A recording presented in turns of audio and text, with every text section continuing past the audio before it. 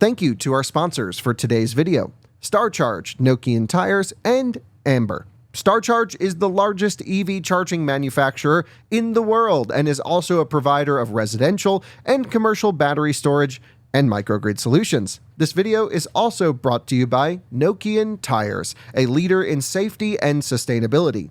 Maximize performance and efficiency with their made-in-USA all-season tires and their dedicated Hakkapeliitta EV winter line from the inventor of the winter tire. Learn more at nokiantires.com/EV. This video is also brought to you by Amber. Amber offers a modern extended warranty for your Tesla's battery and more without the burden of long-term contracts or upfront payments. Check out the link in the description below to browse their plan options and get started with a free over-the-air diagnostic check. Hello and welcome to another Out of Spec Reviews video, and welcome to Austria, and also welcome to my very first time riding, driving, experiencing a BYD electric car. The Chinese automakers are something that we are talking about increasingly in America, of course. We think, okay, we keep hearing they're so far ahead, they're so far behind, they have all these crazy things going on. It just is mind-boggling to me. No one, I think, really truly understands the Chinese car market, and especially from the American perspective. So I came here to Europe, and I have now the chance to experience the BYD Seal. This is, again, my first time experiencing this car, and it really is the Model 3 competitor. According to a lot of my friends who actually review cars, this is even better than a Tesla Model 3 for very similar pricing. So what I'm going to do in this video is take you on a full tour. We're going to experience it together for the first time. I will then drive it for the first time, and I'll leave you with my very first impressions of the BYD Seal. I can tell you initially it looks great, but there's so much more to dig into. Software, driving dynamics, driver assistance, the list goes on, charging, of course. So let me tell you everything I know about this one. We'll go experience it together and have a fun time here in beautiful Austria.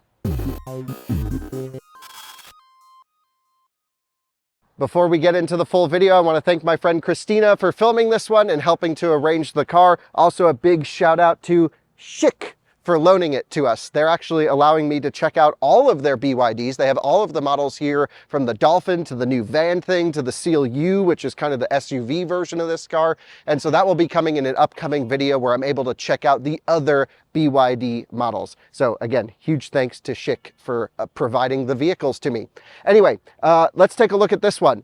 Very similar to Model 3 in terms of price and market position, but I think actually maybe a bit bigger. I don't know. I'm sure the numbers are all online, of course, but my impression of the car is really nice initially. Good design too. Look at this crazy diffuser in the back. There's 2 versions of the car available in Europe, but 3 in China. So in Europe, you can get the BYD Seal rear-wheel drive or all-wheel drive. That's kind of it. And then in China, they actually have a performance one that's like 3.5 seconds, 0 to 60, pretty spicy, all that good stuff. I think this one is somewhere in the mid 200 kilowatt range in terms of power output. Should be totally fine. We'll experience it and get into everything. The Seal uses LFP batteries as well. There's 2 battery packs. This is the big one, 82 kilowatt hour usable here. And I just watched one of Bjorn's videos. He's already done a charging test on this. Does 150 kilowatts. And has a pretty flat charging curve. And interestingly, this is not a 400 volt car. It's not an 800 volt car. It's like a 550 volt car. So it's actually similar to like Kia EV9 big battery in terms of its voltage range, which is a really weird voltage range. And I think kind of makes sense for China because there's some restrictions for the Chinese charging standard, the GBT, on voltage for the older standards. So this is up to about 610 volts maximum, but being LFP, it's pretty flat. And of course, being LFP, you need to 100% charge it to calibrate it. So it's very similar to like a standard range Model 3 in terms of its procedure on how to care for the battery. But in this one, you get a lot of range with the all-wheel drive. Again, we don't have EPA numbers. I don't have time to range test this one today, but I promise you at some point in the near future, I will run through this, 10% challenge, range test, all the nerd stuff that we like to do. Let me show you the charging port since we're just talking about charging. It's right back here on the passenger side. So opposite of Tesla, you have your Type 2 connection up front and then your DC pins there. Christina, do you know if it's 22 kilowatt? Yes. It is 22 kilowatt. Okay, cool. So pretty good, juicy onboard charging capacity as well. These covers suck. Those are bad. So hopefully they come up with a flap situation. Tesla doesn't even have any covers. You just open up the charge port and the plug is right there. The thing with Chinese cars is the space. So let's start in the back just to show you guys. Very Porsche Taycan opening style. I've never seen another car with a button in the bumper other than the Taycan. And here is the trunk. This is very much a sedan, but look how far deep it goes. It really goes deep in there, which is awesome. This loading height is not so huge, but I think it's pretty fine. I'm noticing a Dyne Audio subwoofer back here as well. And then there's some underfloor storage, charge cables, the legally required emergency vests and everything there. Power trunk, so we can hit this and it will automatically close. The first impression is just such a high quality vehicle. Really nice color on this one as well. The body lines, again, this is at a dealer. This is like a customer representative car. It's not a prepped press car or anything like that. No one put washers in the headlights like BMW does to make the body lines perfect. This is dead on, bang on perfection everywhere in the car. Everywhere I can look, this thing is Audi level of, you know, sort of build quality, maybe even better in certain areas. The design of the car, you have eyes. I don't need to tell you what I think about the design, of course, but I think it looks good. And we'll just kind of leave it at that. It's a really nice looking car. I prefer, probably from a design perspective, at least when I look at photos of them, the new Model 3. I think I like the new headlights and the taillights and everything, but this definitely looks more premium. Definitely a little bit more luxurious and things like that. And the interior is way more luxurious than a Model 3. I'll show you that in a moment. I'm going to pop the front trunk here, so just hang out for 1 second. I think I do it by, yep, pulling this one twice. Then it should just open right up. Yes. And here we have a lot of plastic. Interesting. So you have your washer fluid, brake fluid reservoir here, and a actually pretty sizable front trunk. It's not as big as Tesla, but typically whenever I see this cover, it means they're hiding something for peanuts, but at least here it's pretty big. Christina, do you get a rear-wheel drive version of this in Europe? Yes. Oh yes, the rear-wheel drive. Does that have a deeper front trunk? No. Same front trunk. Okay. So rear-wheel drive and all-wheel drive, the same. Yeah, so the rear-wheel drive is 150 kilowatt power output. I already knew this. Why my brain stopped working, I don't know. And this is like mid 200 kilowatts. So do we just push it on both sides? Just in the middle. Nice. Don't want to damage it. Headlights look good. Everything looks good. Let me try the back seat actually. So I have, surprisingly, you'll see this just to give you guys an impression. The passenger seat is in a very comfortable position for me. Look at this. I can just basically sit here all day, completely lounge out, right? I could even go more forwards if I wanted to. So that's the passenger seat position. Look at the amount of rear room that I have in this car. This is crazy. First of all, so much knee room, so much side room to really, you know, enjoy. When the door is closed, you can see it concaves in here pretty well. So there's a lot of room for my elbow. The stitching here is nice as well. The materials, you know, this is sort of, I don't think it's actual leather, but it's a nice soft touch material. Some of this is a bit plasticky, but ambient lighting comes through. But I'm just so impressed with the view in the back seat and everything like this. Actually, on the way over here, Christina drove me here, because when I say I drive it for the first time, I do actually drive it for the first time. So let me insert a clip of our quick ride on the way to the filming location, and you can get my backseat review while in motion. Christina is chauffeuring me at the moment in the BYD Seal, and I have to say, so comfortable in the back seat. I can almost go to sleep back here. Wow, just so much room, so much knee room. It really has this Ioniq 6-like knee room, which that car, you guys know, has huge backseat room. But then also the seat is so far reclined back here that I have no headroom issues in this one, and I can really relax. It's maybe one of the best back seats, certainly in this category, I've ever experienced. It's very impressive back here. And the view here in Austria out the glass roof with the trees and the mountains, it's great through this awesome huge glass roof that comes out way behind my head. I've got a center armrest right here as well. Really nothing I'm lacking in the back. Even has ambient lighting here in the door. Wow, this is really nice. And a good view. So can you floor it? And it's pretty quick too. Okay, it moves pretty good. Guys, let's check out the front seat now for the first time. Sitting in here, whoa, There is room. That's the thing that I'm noticing with these BYDs is room for days. This is a Model 3 competitor, but feels very close to my Model S in terms of cabin space. Very impressive. Also, the steering wheel can come out and be adjusted, not powered, but think about the price point on this car. This is cheaper than the Model 3 long range in the European market right now. So less expensive. And I'm not going to say it's all better. Of course, there's a lot to look at here, but look at this. Whoa, it's like Fisker Ocean. I don't think I even knew it did that. I just saw the little line there. That's cool. Okay, very nice. Wireless phone chargers as well. Nice steering wheel. Again, this is not meant to be a performance car. This is all about comfort and luxury and the impression of comfort and luxury. It's almost, I would say, going after in the US market like a Genesis level, which is, and if you told me this was a Genesis, I'd almost believe you because it uses that same feeling of this material on the inside. It has this, like someone described a luxury car over the telephone and then built this, and it's not a bad thing. It's not a Mercedes S-Class. It's not a, Lucid Air on the inside, but it is, for the price point, really nice in here. So I think what we should do is we should run through the interior buttons and get to know the software a little bit. Software is one of the most important things about any car. Which is something I'm trying to learn more about because, of course, I like to go sideways and look at performance and do charging tests and range tests. But the software experience can make or break the entire ownership experience of your car, and it should be a big portion of your buying decision.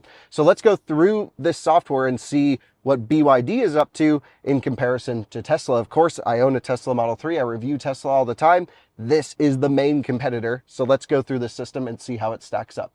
Guys, you joined me in the interior review portion, and I have to say instantly this is very familiar to me with most electric cars. Proper size screen here, and then also the addition of a central display and a head-up display. So we've got all the displays. Feels a lot less minimal than a Tesla interior. You've got swooping lines and Alcantara and fake leather and stitching. So there's just a lot of content in the vehicle, a lot of different ideas going on here. And while the exterior to me looked pretty subdued, pretty tame, inside there's a lot going on. And to some people, you'll love that. Some people look at Tesla and go, that is way too boring, way too empty.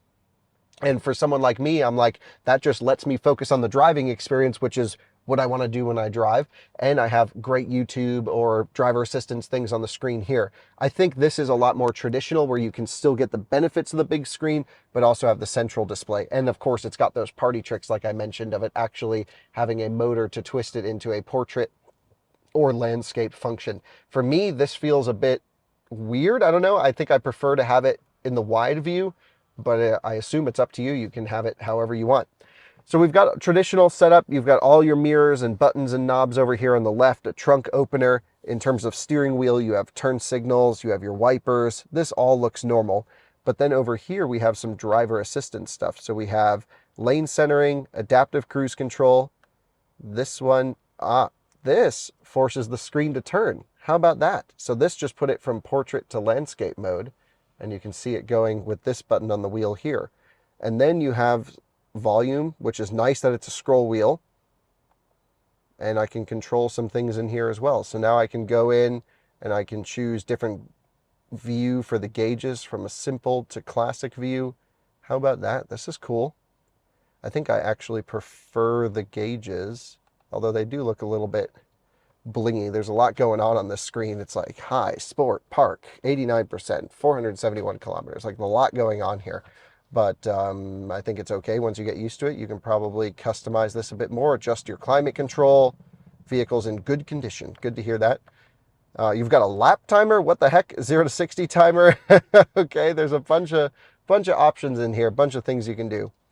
So then let's turn our attention to this main screen. This is probably the most important part for what you guys are interested in, which is if I hit the car down here, it brings us to all of our settings. So I can come over here to connections, and you have hotspot, Bluetooth. That all seems normal. You've got the Dynaudio sound adjustment, so you can go broadcast volume, all the way phone volume, media volume. You can adjust the equalizer. There's 3-channel plus a sub. And I know that's going to drive Jordan crazy. Shout out Jordan. He always wants the 1,000 adjustments. But for me, this is totally fine. We have display brightness and a screensaver that we can choose what type of clock we want. I think this is the coolest looking one, but also look at that. That's pretty neat. I would leave it on that. Adaptive brightness. There's a light mode and a dark mode, so nighttime or daytime. Some people may choose just to leave it in dark mode all the time. I think if I owned the car, I probably would do that as well, just because it looks better. But for the camera, I'm sure the light works as well. Software version upgrade, what does that mean? Checking software version. This one does get over-the-air software updates to almost every module, so it can be completely upgradable.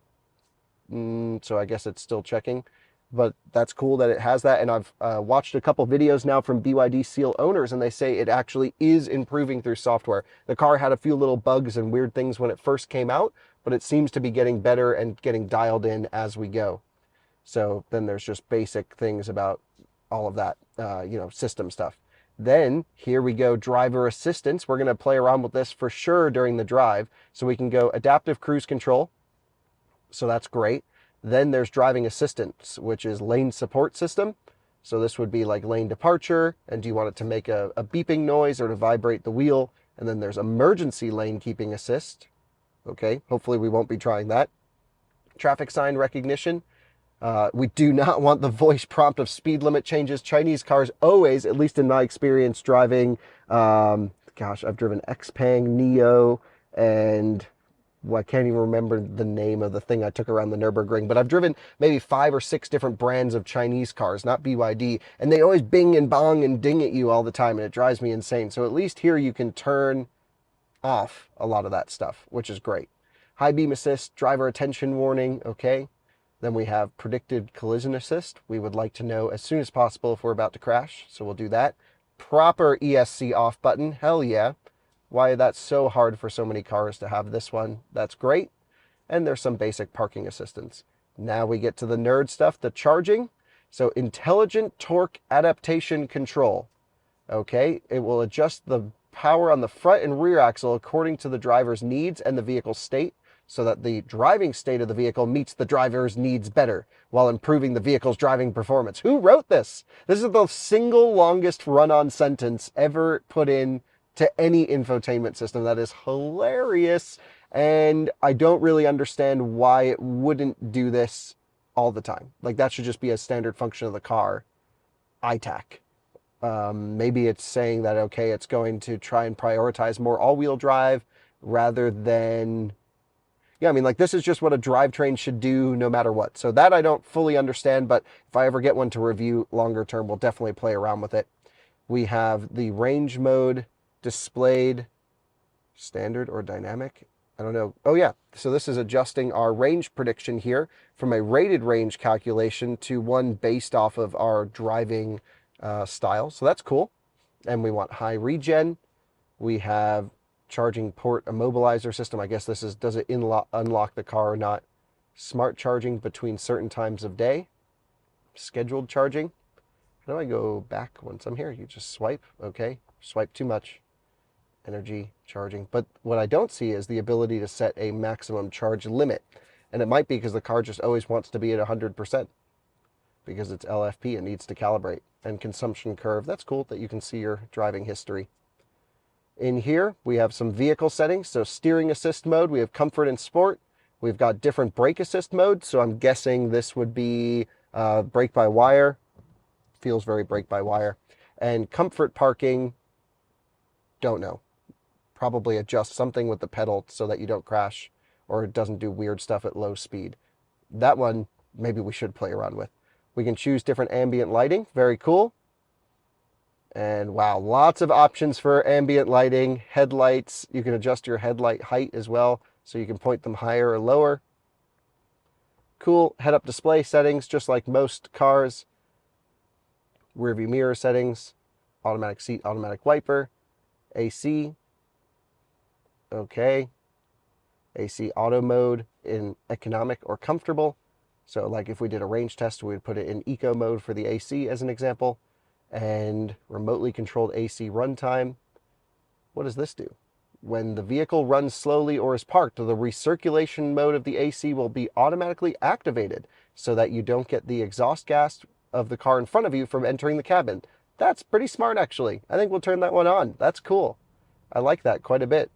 You have heating and ventilation for the seats, but that we'll get into the climate menu in a minute. Trunk open height, all the normal locking, unlocking stuff. Wow, there's so many different things. Notifications, whoops. This one, you can get different prompts and stuff. So this would be like the broadcast when, we don't have it in the US, but sometimes if there's traffic, they can just pop into your car and tell you what's going on. And it has like cabin overheat protection, I guess, child presence detection. And it will warn and turn on the AC system and all that stuff. And it says it will detect limb movement, chest movement of the living body. What? Why does it have to go into such detail? Okay, great. And then there's some service, maintenance intervals, I don't know, overhaul, front wiper check. Has a trailer hitch, okay. Oh no, this is if you need to put the car on a truck, it will do that. And then some information that just says we're good. Wow, that was a lot of settings. Holy smokes, what else do we have? So we have, these are like your apps, I guess, you can go through. So it's got like a AI assistant. How do I see a list of all of our apps? Oh, you can go split screen, holy smokes. Oh, here we go. So we've got BYD Assistant, phone, radio, music, nav, Spotify, CarPlay. Now with a new update, it'll do wireless CarPlay. That's awesome. Media Center, vehicle image. What is this? Oh, snap. We got 360 cam. Whoa. Check this out. What is it doing? Sick. Can we zoom in? Nope. So in Lucid, you can actually like zoom in and go into the interior. But it's doing some weird stuff though, isn't it? Maybe not. Okay. Pretty cool. I think people are going to like this one. And you can adjust the camera angle, you know, to predetermined points as well if you want to. I think a lot of people would like that. Something Tesla doesn't have as well. We have smart, I don't even know, photo albums. What the heck? Themes. Yeah, Android Auto as well. Oh, wait, that's music. We don't need to go there. Themes. Can we change like the background? Oh, yeah. And it changes like the graphs and everything. You can even choose your own wallpaper. What wallpaper should we choose? I think we should go for the bubbles. Great. That actually looks terrible. Anyway, cool. So climate control, this is always really important. We have climate settings left and right. We have a swing. Avoid. So this will avoid your face, focus on your face. And you have a swing, which will sweep the automatic vents across the cabin. Why have I never seen this in a car ever before? That's such a good idea. And then smart. It doesn't indicate anything other than the word smart, but that's kind of cool that that is there. And then, of course, you have your fan strength right there. So many interesting new things. You have heated mirrors, heated rear windshield, heated front windshield. It's not actually a heated windshield, but it's just to blow the warm air on there. You have steering wheel heat and cooled and heated seats, but you can't run them at the same time. The Germans let you run them at the same time together. That's a miss. Air purification. Yes. Oh, this is like bioweapon defense mode. It just absolutely pressurizes the cabin a little bit. And will we get better quality inside, or are we already pretty good? I feel like 5's pretty good. I don't know. But this is very common, of course, in China to have... Why did it just get stronger? Does this make it... All I know is I think we're confusing the car. Anyway, and then we're back to settings. So I think that's all of that. What else should I do down here? There's some automatic functions. So this is just some basic climate control stuff. Volume again, drive mode. So you have eco, normal, and sport for drive mode.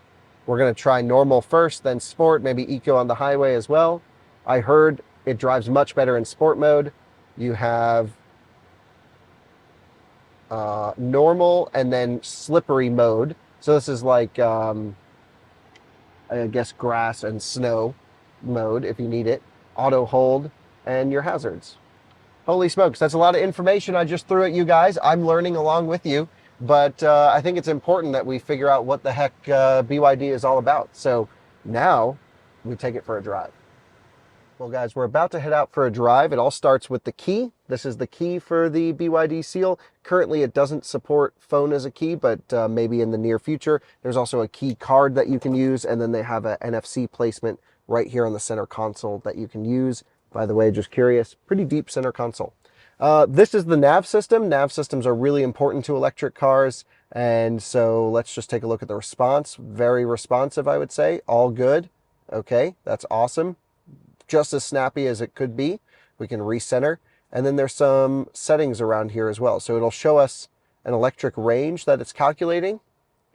I don't know what it actually is calculating, but it's just sitting there. Maybe it's going to show us like a bubble as to how far we can go. But it really has to think about this one.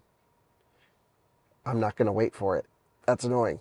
Come over here. We have 3D heading up, 2D north up is how I'll do it. We'll turn traffic on. And charging preferences, so we have all charging networks, charging speed, normal charger is less than 6 kilowatts, semi-fast charger is from 6 to 15 kilowatts, a fast charge is from 15 to 50, and a super fast charge is 50, greater than 50. This needs some new wording, because I can tell you a semi-fast charger is not 6 kilowatts, and between 6 and 15. And it won't, yeah, let me deselect. Okay, we're good. But we're just going to keep it on the super fast, greater than 50 kilowatts. And let's see. My understanding is it may not do route planning, but let's just put in the typical out-of-spec test to Lisbon. It's like roughly 2,000 kilometers away. And will it be able to calculate? This is so important. And we have full service as well, so we're trying to not do the car a disservice. So it got the 2,400 kilometer route in there. Okay, it did that. But what it doesn't look like it's doing is showing charging stations, and then we hit go. Yeah, and it's not showing any charging stops at all.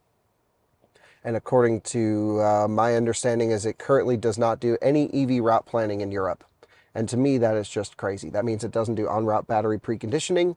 That means that I don't think it does plug-in charge, and certainly doesn't help you find chargers along the way. So that's a real miss. So I think the software definitely needs some work. And for me, I wasn't expecting that. I'm always hearing that the software of Chinese cars is ahead of Tesla, ahead of everyone, and here, no route planning. So that could use some improvements. Hopefully, the Seal can make up for it in the way that it drives. So I can see a nice twisty road here. We should go try that one out. Let's see. I don't know why it just stopped for a second. It was loading something. We'll drop the pin 9 minutes away from a good road. Let's head over there. All right, guys. Well, we are going to put the car into normal mode. I'm going to pull back on the shifter, so we're in drive. There's also a start-stop button, which is interesting. So we're in drive, normal mode, high regen, no one-pedal driving. So I didn't see a setting for one-pedal driving anywhere in there. So we're having to use creep mode at the moment to keep the car moving forwards, and it does apply quite a bit of throttle to get it to go. Very cool to drive this one for the first time. Feels pretty long wheelbase, and the steering is actually pretty quick on tip-in, more than I was expecting, and the seat's nice. It's very comfortable. Really good. Well, we are out for the first cruise in the Seal, and instantly great view of the road out the front. Very similar almost to like a Model 3 where you can really see over the hood and out into the front. So liking that a lot. Car feels premium. The seats are great, really comfortable seats in this one. And the head-up display is cool as well. It's just so much more, I would say, things than the equivalent Tesla that actually costs more. So in terms of range, they're pretty comparable is my understanding. This one, in terms of charging performance, again, only 150 kilowatts max, but what's cool is it can kind of hold it for a long time. Turning radius test, pretty good. Complicated traffic situations I'm causing. It's okay, I'm not from here.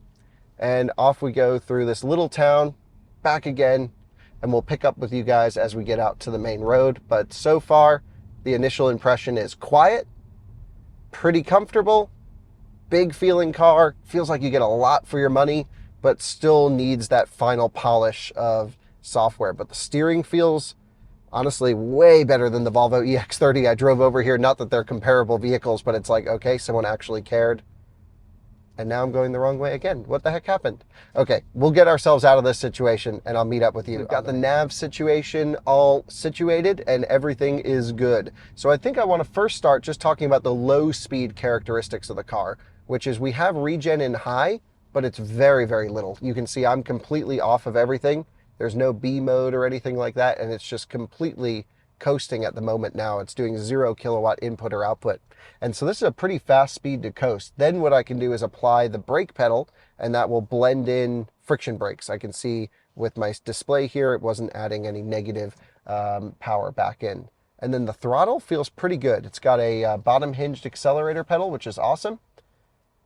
And here we go, down through this cool little tunnel. Check this out. This is awesome. Woohoo! How fast could you go through here? You'd probably bottom the car out if you get enough compression.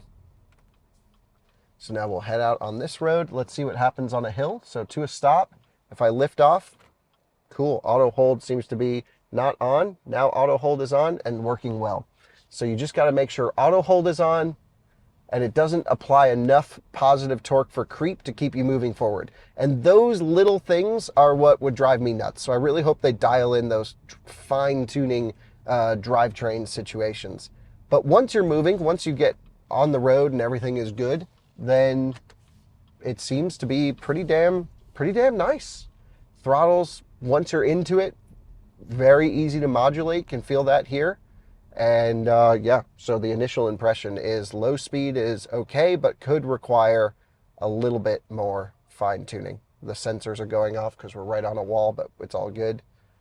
Look at that view out the front. Beautiful mountains, absolutely crazy. What a place to drive a BYD for the first time. Let's get it out on some high-speed roads. I'll pick up with you here in just a moment when we can get this thing moving and see how it does. Well, guys, we're on a mountain road, so we're going to try some acceleration, but don't time any 0 to 60 because it's straight uphill. So what we're going to do is come here to the car and then to vehicle, and we're going to do, how do we turn ESP off again? Maybe it's under ADAS, driving assist, active safety. I don't remember. Oh yeah, ESC off. Great. Sport mode, ready for a launch. Does it boost up? Let's see. I'm left foot hard on the brake, flooring with the right. Oh, it says this wears the brake pad faster if you use both pedals. That's really funny. All right, let's try it. Oh, it boogies. Holy smokes, 400 kilowatt output. Wow, this makes more power than I thought. This is fast. So maybe the China versions are different than Europe because 400 kilowatts.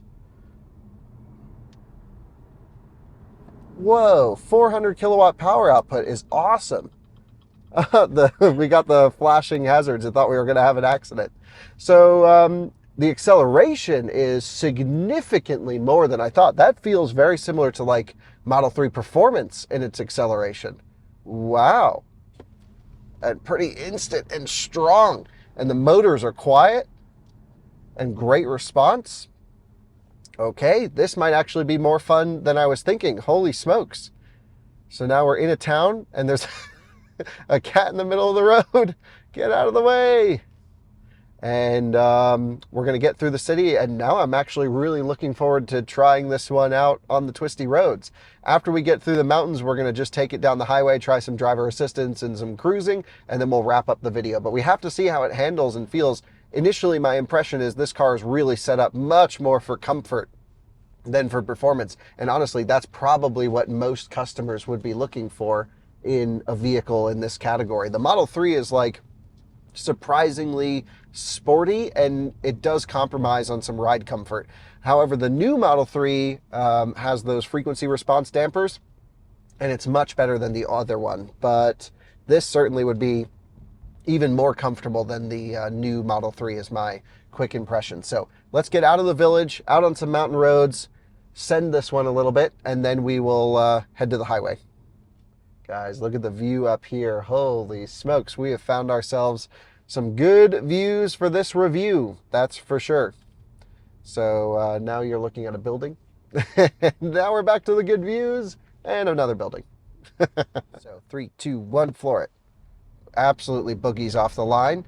And if I get on the brakes, good ABS feedback. It's a heavy car though. You can really feel it grabbing grabbing the brakes. But brake-by-wire seems to be responsive. One thing I will say about the brake pedal is the first little input does so much braking. I mean, it's just crazy how you touch the brake pedal and you're poof, flown forwards. And I think a lot of this could be solved if they just give you more regen. You can see I'm completely off the accelerator pedal with regen in high, and we're gaining speed. So that doesn't make any sense to me. But yeah, I mean, under emergency braking, it seems to do a good job. And some of the torque split front to rear seems weird. And I know we put on this intelligent torque split setting earlier on, but it doesn't seem to be doing anything intelligent. It was spinning the front tires out of some corners with hard throttle when I really wanted the rear to push. It almost felt front wheel drive primary axle, even though I don't believe it is. I'm not sure if they're permanent magnet or induction motors. I'm going to guess permanent magnet motors. Dual would be what I would think it would be, but I'm not sure. So as we come down here, the one thing I've noticed about the car, though, is the faster you drive it, really, the better it starts to feel. The chassis starts to come into its own. And Chinese cars, in my impression, haven't really been known for their incredible chassis dynamics or performance characteristics. But I think whoever did the chassis on this definitely paid a little bit of attention. No question it's geared towards luxury and comfort, but if you really want to get this thing moving from a performance standpoint, it's actually pretty capable. And the brake pedal, you know, once you get over that initial tip-in being extremely sharp, it does have some powerful brakes as well. So you can, if you want to drive fast, definitely drive this one pretty quickly. And you can see just the acceleration is wham, you get flown straight on, and then leaning into the brake pedal pretty good as well. So I'm impressed so far. For the intention of the car, not to be a race car, this is no Taycan Turbo GT competitor, but just as a daily driver, this is very comfortable. All right, guys, let's work the seal a little bit, shall we? So coming in now, brakes are strong. The thing is, the faster you drive it, sort of the better it starts to feel and the better it gets, in my opinion. Obviously, we're coming into some areas with people, so we're not going hard. This is also not a performance car, so it's not so needed, but I can see in the steering, really nice to place the car. It likes smooth inputs. I mean, yeah, this is good. Really nice on a back road. Cool bike. The Austrians love their dirt bikes, and as do I, so I'm happy here.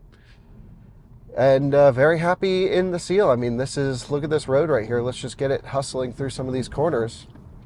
Very nice, coming in under braking. I mean, really good. It cuts regen when you get into a little bit of ABS, so you have to compensate by putting a little bit extra brake pressure in. But even through here, get it on the brakes. Turns in, turns. ESP really grabs, and I was off the throttle and it was still accelerating. That was weird. So it confuses it a little bit, and I'm with ESP on, but I would probably just turn all that stuff off. And my impression is like, okay, someone did the calibration on this car who is not a performance driver. You would never find this in a German sports sedan, all the weird stuff that's going on. But if you can turn off the safety system calibrations with ESP off, then it might be good. Also, do people care? I don't know. Most people probably don't drive this hard, but I do, and it matters to me. Fun. The Model 3 is way sportier, of course, when you get in the limit, but you can certainly hustle this one through a back road if you intend to have some fun. Absolutely. And now with all the ESP out, oh, much better. Much better. Just got to turn off this crap, and whoever did ESP, now you got to keep turning it off every time. Whoever did ESP needs to be fired. They need to find someone who understands chassis dynamics, and it'll be much better. Okay, well, that was fun. I can smell the brakes a little bit, so we've bedded them in. Could probably use better braking performance if we're already smelling the brakes. Maybe it suffers from the same issue as Tesla. And we're off to the highway to go test the driver assistance. We are now about to merge onto the highway. So I have the car in normal mode, and we're going to try some driver assistance. So first of all, we can go around this corner, test some more handling in normal mode. Really nicely balanced when you're just like this. I mean, the car actually, like I said, gets better the faster you drive it. It's nice. But if you really try and get into a corner on the brakes or get out on the throttle, then the ESP stuff's weird. That doesn't matter to most people. What does matter to most people is the driver assistance. So we're going to pop into the left lane here, get on the highway, get up to speed, and try some of the adaptive cruise control and auto steer functionality. So I've turned on adaptive cruise. I'm going to set it at 110. And what's cool is one press goes up and down by 5 miles per hour. Once we're locked in the center here, it should go on auto steer, I would think. Maybe I need to click this one. Yep, so now it's on auto steer and we're good to go. So it's not a capacitive wheel. It requires some torque, but let's just get an impression as to how it does. First of all, will it do an auto lane change? No, it will make you do a manual lane change and then it will kick back in. But the actual distance, we can go closer. Yeah, so we can go time gap setting 1 level. So some of the English words on the screen clearly are weird translations. We also have some interesting information up here, like it will tell you your bank angle. So if you're going up a hill, it'll say, okay, you're at 8 degrees of incline as an example, which is pretty funny. But wow, on the highway, this is quiet. This is comfortable, really quiet car. And the cooled seats are working well, and the driver assistance is doing exactly what I would expect. Just staying right in the middle of the lane, nice distance to the car in front. Maybe I would prefer a little bit closer, but instantly already, this could be a great road tripping car.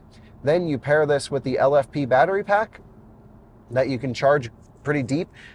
Based off of Bjorn's charging test, it does 150 kilowatts all the way to about 44%, and then it overheats at about 50, 51 degrees Celsius. It starts going into thermal derate, but then it'll just hold 80 kilowatts after that. So it's not ideal. The on-route, route planning and preconditioning stuff needs major improvement, of course, but it seems like the hardware package is here as long as the software can get updated as soon as possible. Keep in mind the seal is still relatively new. BYD is still relatively new in Europe, so they just need to make some real good market-specific adaptations, and then I think this could actually work as a road tripper.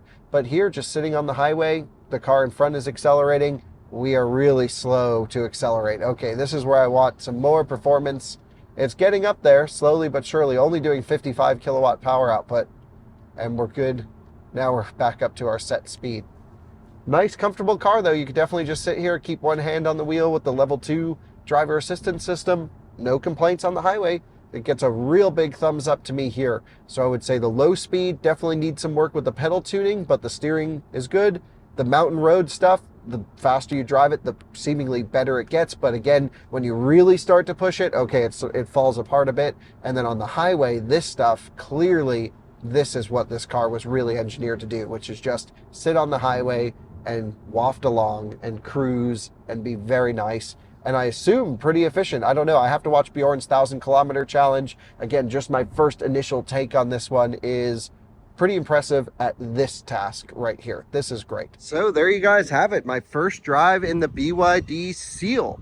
It was really an interesting experience. I have to say, everyone's saying that this is really a Model 3 killer. It's just not there yet. From a software perspective, the lack of route planning, on-route battery preconditioning.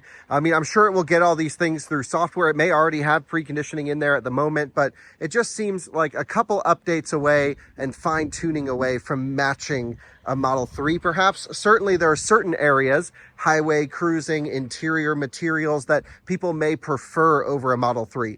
For my personal preference, I would still 100% go for a Model 3 over this one without even questioning it.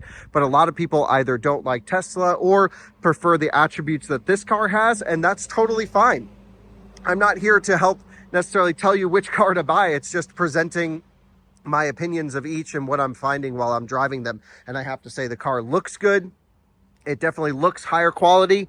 There's certain areas about it that are so nice. The sound system was awful. Maybe one of the worst sound systems I've ever heard. It actually had good quality and good bass and everything, but it's so quiet. It just won't go loud at all. So for me, that's a deal breaker right there, along with the throttle tuning and just some of it's actually hard to drive smoothly. Whereas a Model 3, you can just get in and drive very nicely and overall like that. Driver assistance seemed pretty good. And I just hope BYD supports the car with over-the-air updates. It seems like they're really onto something, especially here in the European market. They're going hardcore, bringing cars like Atto 3 and this one and Dolphin and others to the European market. It's a great strategy. I think they're going to have a huge success but they really need to get some hardcore drivers into their development team to help with the last calibrations on the vehicles. So get them out at test tracks, get them out in the city environments, put the real particular drivers in there and have them fine tune all the last stuff. Like, I really think this car is 95%. You put in the last 5% and man, it's pretty incredible. From a charging perspective, from the LFP battery, from the supply chain, from the cost, it's all seemingly really good as well. And the styling is awesome. So there you go. My first ride in the BYD Steel. I'm impressed. I think I came in with really high expectations because everyone's like, this is the Model 3 killer. To me, it's just not there. But in certain areas, super nice. So thanks for watching. We'll see you on another one again soon. Bye-bye.